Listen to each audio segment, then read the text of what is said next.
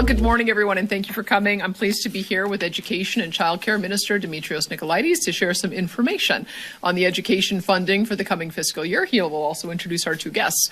I don't think it is a surprise to anyone that our education system has faced challenges in recent years. Today, we are taking steps to address some of those challenges and provide much-needed support to educators. They told us loud and clear that the status quo was not sustainable, and we listened. Tomorrow, in the Legislative Assembly, our government will table the 2026 provincial budget. This year's budget will again include the largest ever investment in Alberta's education system, coming in at $10 billion in operational funding. This represents a more than 7% increase compared to last year. I don't think I'm giving too much away by saying that Alberta, like other jurisdictions in Canada and around the world, has been facing challenges ranging from trade disruptions to supply chain issues to volatile commodities markets. This year, we're dealing with a significant deficit resulting from the twin pressures of low energy prices and near record high population growth. Our government remains firmly committed to fiscal responsibility, and this deficit has forced us to make some tough decisions. But investing in the next generation of Albertans remains the utmost priority for our government. As a resource province, we learned long ago that when prices are low, the key is to limit our spending increases and to focus our spending where it matters most, on education, health, and other infrastructure needed to uphold our world-class living standards and support our thriving economy. That's exactly what we've been doing. Our rapidly growing population has required us to expand Alberta's school system significantly, and last year's budget included the largest education investments, again, in provincial history.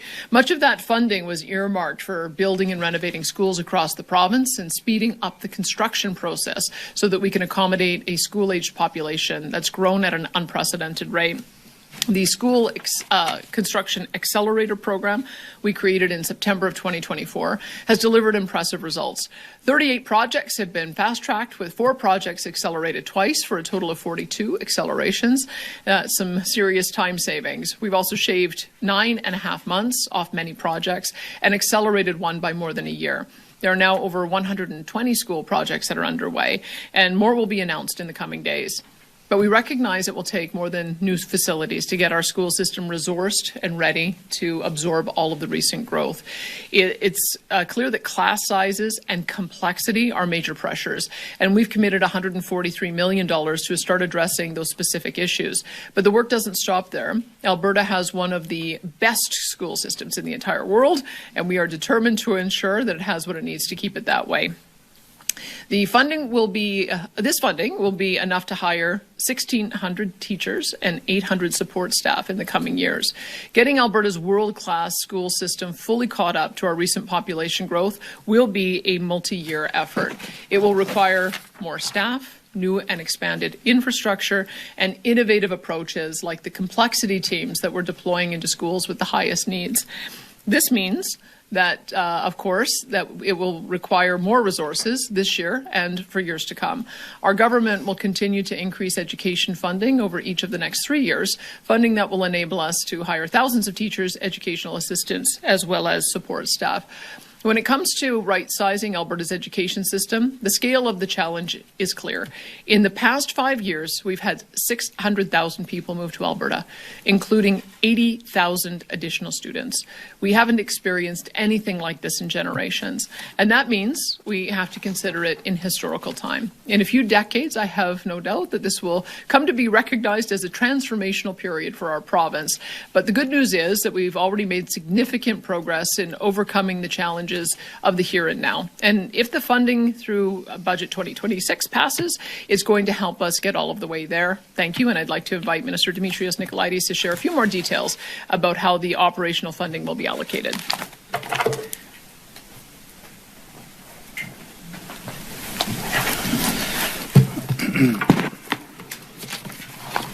Well, thank you, Premier, and thank you to everyone for joining me here today. As the Premier mentioned, Alberta is growing faster than any other province, and that growth is showing up, of course, very clearly in so many of our classrooms. Alberta is experiencing more students, more complexity, and rising costs, and this means we must continue to invest in education. That is exactly what Budget 2026 will do. I'm pleased to provide a preview of how Budget 26 will support students, teachers, and schools across the province. Albertans can count on Budget 26 to include a record investment in education to ensure that Alberta students receive the supports that they need in their schools. Budget 26 will make a historic investment into our education system. These investments will focus on 3 priorities: supporting classroom staff, strengthening supports for students who need it most, and ensuring we address classroom complexity. If passed, Budget 26 will provide a record $10.8 billion for our education system. That is a $722 million increase, or a 7% increase from last year. This record level investment will help hire more staff and ensure students have access to more supports. And that's just the start. Over the next 3 years, education funding will reach $11.5 billion by 2028-29, helping to hire more than 5,000 teachers, educational assistants, and support staff. We also know our teachers and classrooms are facing more pressure than ever before. The data we collected on Alberta's classrooms showed that we not only have more students in our schools than ever before, but more students who need specialized learning supports. Budget 26 will invest $355 million to address classroom complexity. $55 million will be directed to the existing Classroom Complexity Grant, and $300 million will be invested after consultation with school boards. This means that more than $1.8 billion will go to support students with complex learning needs and help those who need additional assistance. Additionally, to help our youngest students build strong foundations, we are increasing our investment by 60% by providing $20 million to support students in reading and math support. Rates for program unit funding, moderate language delay, and English as additional language will all increase by approximately 6%. The Specialized Learner Support Grant, Refugee Student Grant, First Nation, Métis and Inuit Grant, and Student Technology Grant will increase by 3%. Additionally, there will be a 3% increase to the Francophone Equivalency Grant, which is on top of the 25% increase we announced last year. Budget 26 also increases school transportation funding by 3% to ensure that over 340,000 students make it to school safely each day. Budget 26 will also keep our Schools Now program strong, with more schools coming for Calgary, Edmonton, and other communities. And I look forward to sharing more details about those specific schools in the coming days. These investments respond to teacher concerns, and I'm confident they will ensure our education system remains world-class. Thank you. It's now my pleasure to invite Sandra Palazzo, Chair of Edmonton Catholic Schools, to share her remarks. Thank you very much. Good morning, and thank you, Premier Smith and Minister Nicolaides, for the opportunity to speak today. I also wish to acknowledge Elk Island Board Chair Colleen Holowaychuk and to all who are gathered here today. Edmonton Catholic School welcomes the Government of Alberta's announcement for operational funding for school divisions in that they will be increasing in the upcoming budget. This investment reflects a shared commitment to what matters most: student success and educational excellence across our province. Operational funding is critical to support the day-to-day work of teaching and learning. It pays for the people, the resources and services students rely on. And any increases that recognizes the true cost of delivering education is truly significant. Today's announcement is a positive step that signals enrollment pressures and rising costs are being acknowledged. At first glance, several of the areas of advocacy from our Board of Trustees have dollars attached to them in Budget 26. Issues such as class size and complexity, supporting students with specialized learning needs, a focus on literacy and numeracy, and new curriculum resources and implementation are all areas that have been addressed in this pre-budget announcement. We look forward to receiving our funding profile in the upcoming weeks to better understand how this investment in strengthening and supporting the education system in the province will impact our division. Our board remains committed to responsible stewardship of public resources by using every dollar wisely and prioritizing teaching and learning. We recognize that classroom complexity and class sizes remain matters of provincial focus, and will continue to engage with the province for sustainable, predictable funding that supports every learner and the dedicated professionals who serve them. We also recognize that an increase in operational funding is an investment in our children and in the future of our province, and that strong schools today prepare students to contribute meaningfully to their communities and to Alberta's continued prosperity. We value our partnership with the province and look forward to our continued collaboration to ensure Alberta's education system grows in strength and responsiveness to the needs of students, families, and the staff who serve them. Thank you once again. And at this time, I welcome Colleen Holowaychuk, Board Chair of Elk Island Public. Thank you. Thanks.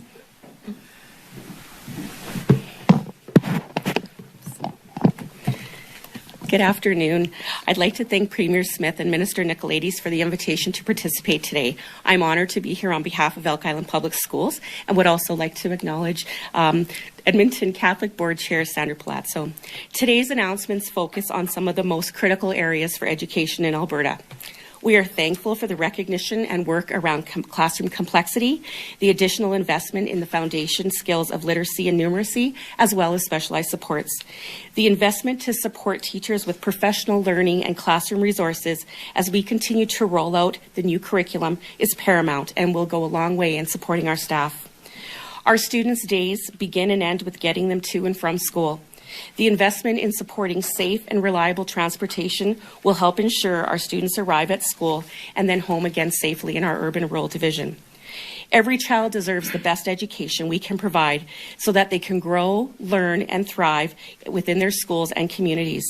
We have heard from parents and caregivers, students and staff about the challenges and increasing classroom complexity and the need for more specialized programming and staffing. The Alberta government's commitment to provide funding for complexity teams and additional classroom staff will better equip public school divisions to address barriers for equitable learning and ultimately smoothing the path for more students. In addition, the investment in literacy and numeracy, particularly when focused on early learners, pays dividends throughout a child's education and their life after graduation. We know that children with strong early literacy skills are more likely to become proficient readers by grade 3, and that milestone is a key indicator for future academic success and senior high graduation. The strategies we employ at Elk Island Public Schools have resulted in positive results for our students, and the additional resources provided and being directed to key initiatives and programs will help ensure our students achieve their goals and can contribute to the economic and social well-being of our communities and our province, which has unlimited potential. Today's students are Alberta's future, and this ongoing investment in education means our province will continue to excel and compete on the world stage. Thank you. Thank you to our speakers, to Minister and Premier. We'll now go into our media Q&A. We'll start off with questions here on the phone in the room before making our way to the phones. Reminder of one question, one follow-up, and to state your name and outlet before asking your question. We'll start off with Connor.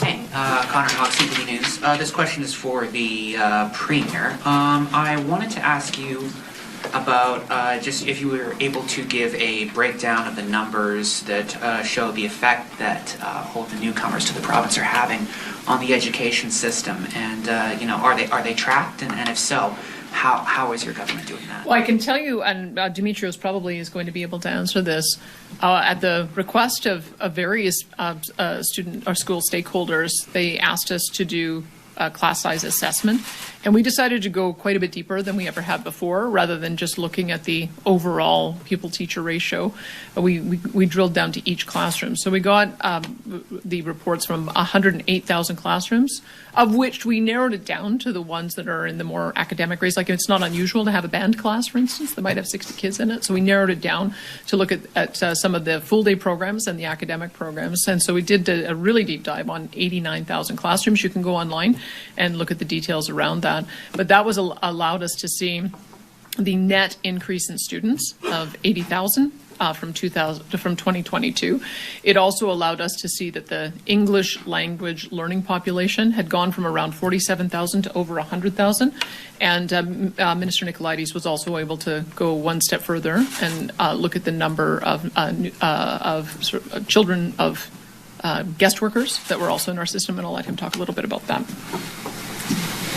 Yeah, absolutely. As the Premier noted, we were able to take a closer look at some of those numbers. And for example, specifically around English as an additional language or students who are identified as requiring more assistance there, we saw over the course of the past few years, 2 to 3 years, approximately a 150% increase in the number of students who require English as an additional language who are students of or children of temporary foreign workers, as we categorize them between temporary workers, permanent residents, and citizens. So we have seen explosive growth in more students of temporary foreign workers into our school system, and they're requiring, of course, a lot more English language support and other supports as well.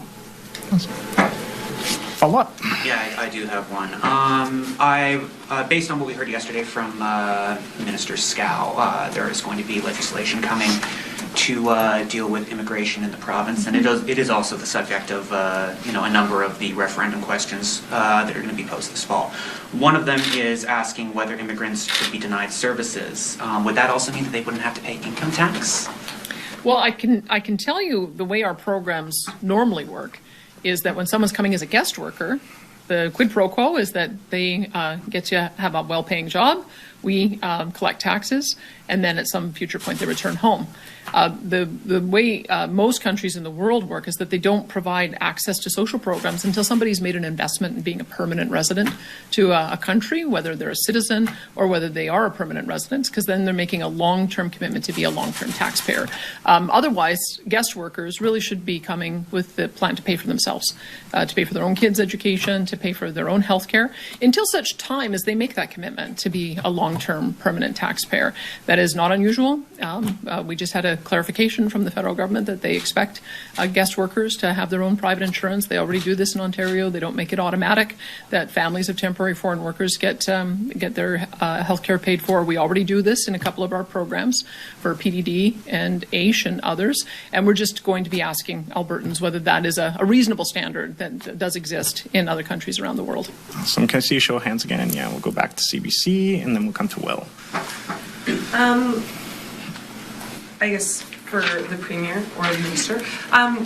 So are you changing or augmenting the funding formula for education? And if not, I guess what's actually changing? Sure. There won't be any further changes to the funding formula. You may recall, of course, last budget cycle, we moved away from the 3-year weighted moving average to a 2-year adjusted model.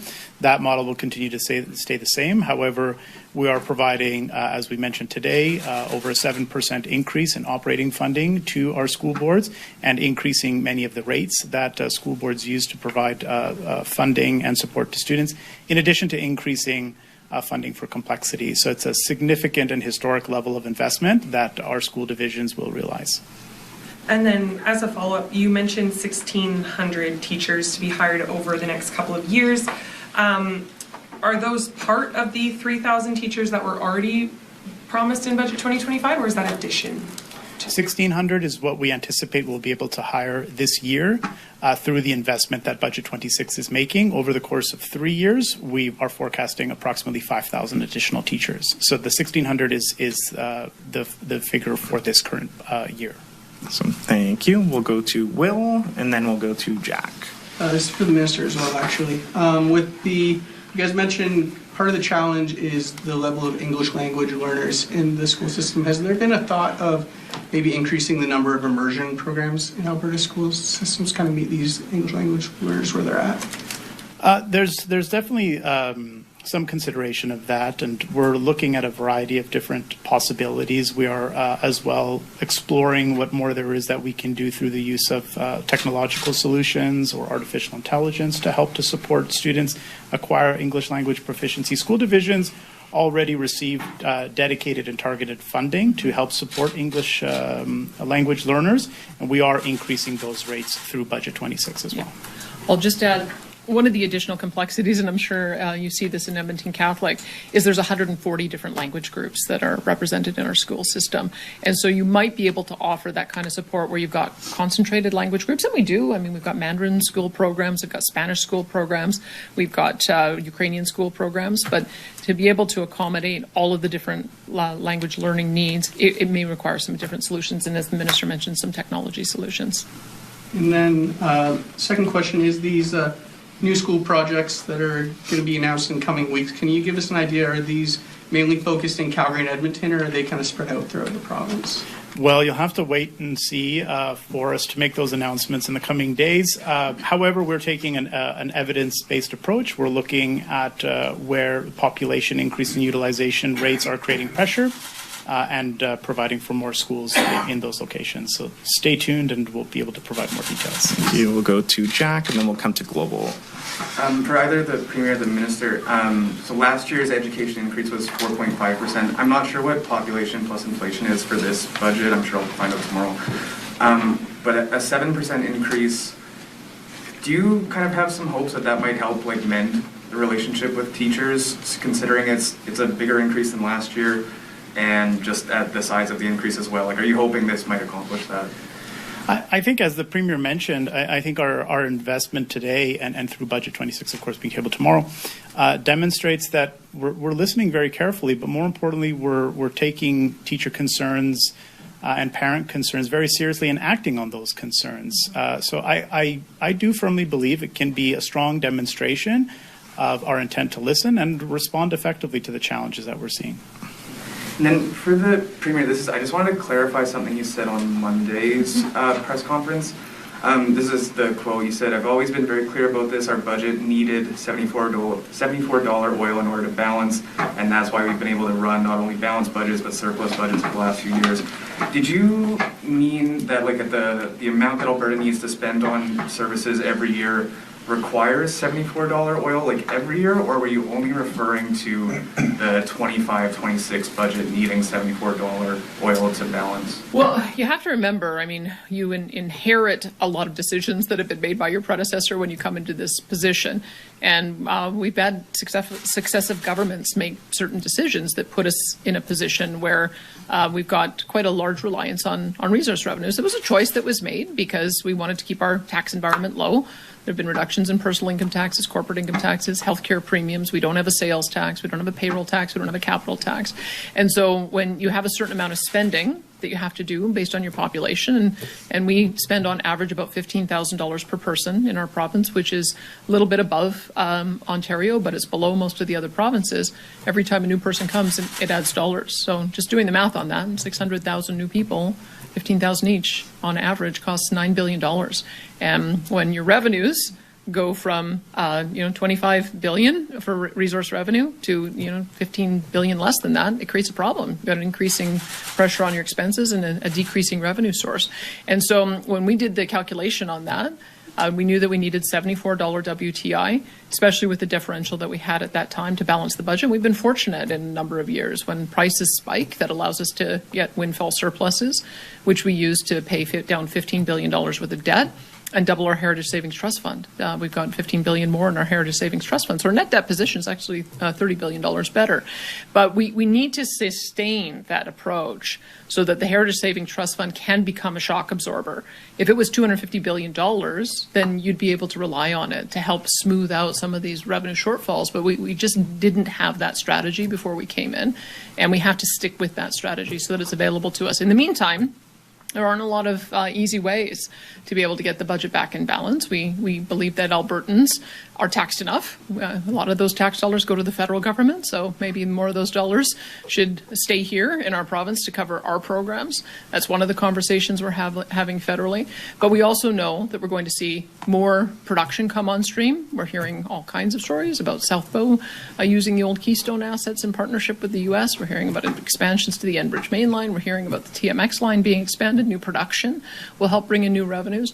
But the long term is, of course, making sure that we've got a brand new pipeline, 1 million barrels a day, so that can also provide that support for the revenues and the programs that matter to people. But yeah, we've been accustomed to having a higher amount of resource revenues in order to be able to balance the budget. And with the additional pressures we have of unprecedented population growth, it's put us in a position where we had to make some tough choices. But what we heard from Albertans is that they don't want dramatic cuts to the programs that matter to them. In fact, there's some reinvestment that we have to do to support the population, and it just means that we've got to work overtime on making sure that MOU gets implemented and some of those projects get completed, and then just stick with the strategy of the Heritage Fund over the long term.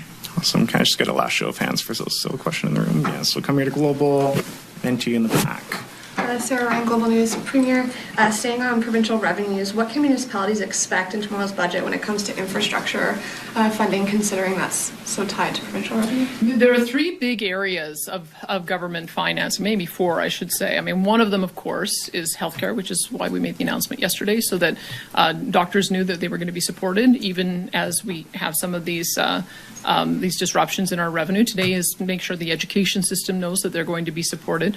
And we've committed to the community that helps provide our capital that we don't want to have dramatic wild swings in the amount that we invest each year, because that actually costs us more in the long run. If we don't get in the queue with some of our big projects and then we have a windfall and it comes through and we have to pay a premium to get companies willing to bid on our projects, that doesn't help anyone. So we want to be able to create stability in those three areas. So you'll see stability tomorrow on that as well.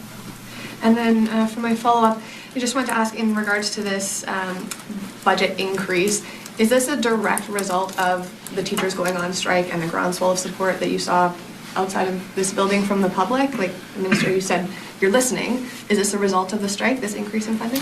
I would say it's I think they're tied, but I think that we had started the work on the complexity and aggression task force because the minister had identified a year before that was becoming an area of growing concern.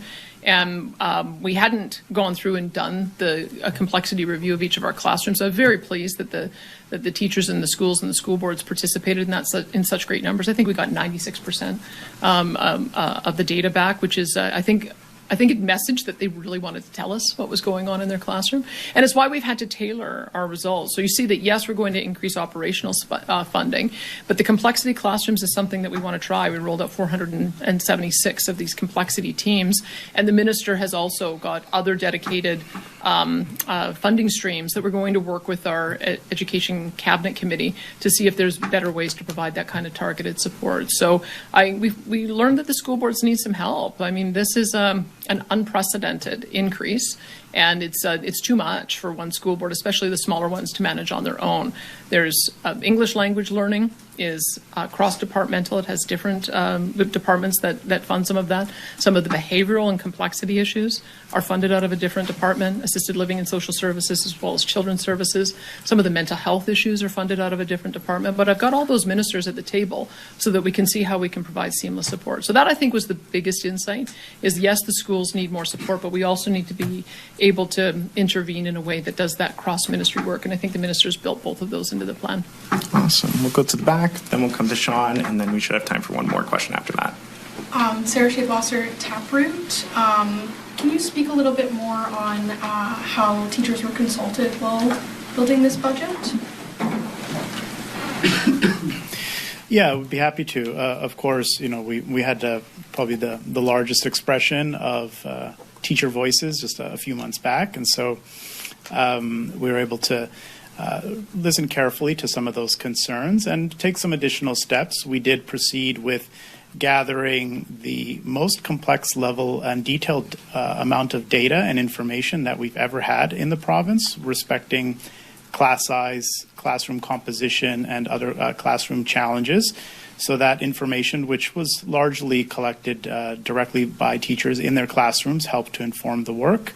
In addition, of course, the Class Size and Complexity Cabinet Committee has been meeting with representatives from the Alberta Teachers Association and other teachers and principals directly on that body. So teacher views and opinions have, of course, been an integral part of the development of this budget.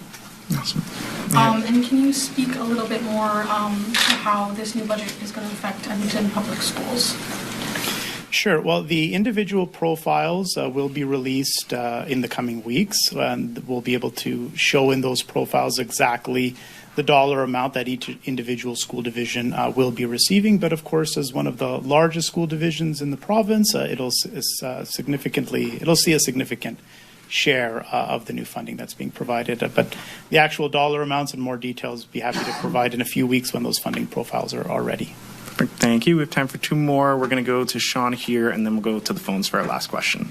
Hi, Sean Amato with City News. Minister, one of the main criticisms that you face from people is that Alberta has the lowest per student funding in Canada. How do you respond to that, and does this investment that you're making today nudge Alberta up that list a little bit?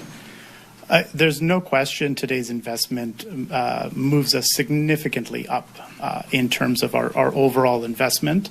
And we're going to continue to look at what our education system needs and continue to provide funding. I do have some concerns and objections over how some of that data is sliced and analyzed.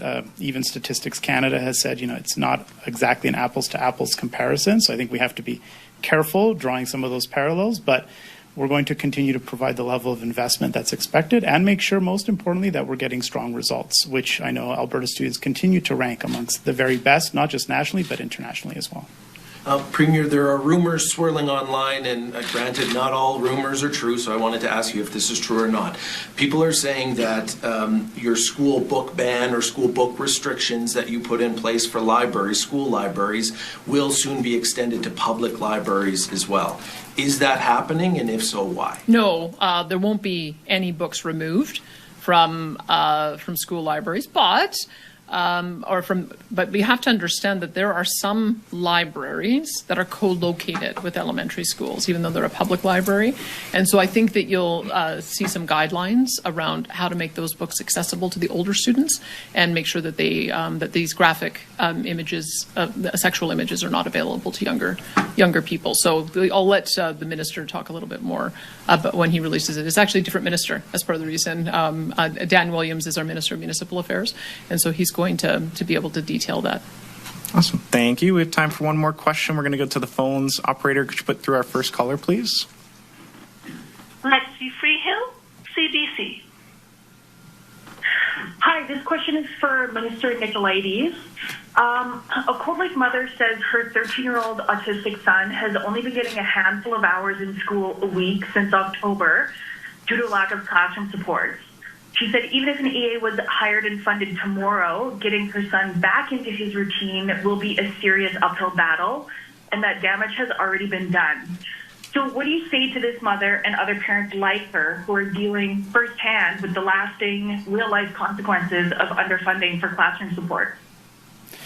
Well, I would say first and foremost that we're listening very carefully, but most importantly, we're taking action to address some of these real concerns. This is a real concern, of course, that this mother is experiencing, and we are working aggressively, as I think we're demonstrating today, and from previous action, to get more supports into the classroom where they're needed the most to help support students such as the one that you mentioned. And so I would say we're listening and we're doing everything that we can to make sure that we're providing more supports to help not just her child, but all others across the province as well.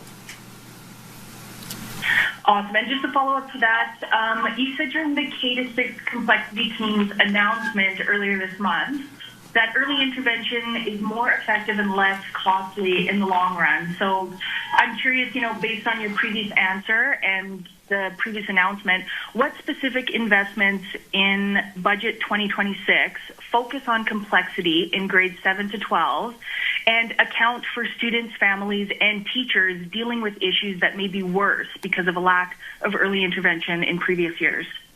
Sure. So as I mentioned, Budget 26 will provide $355 million to support complexity-related issues and challenges.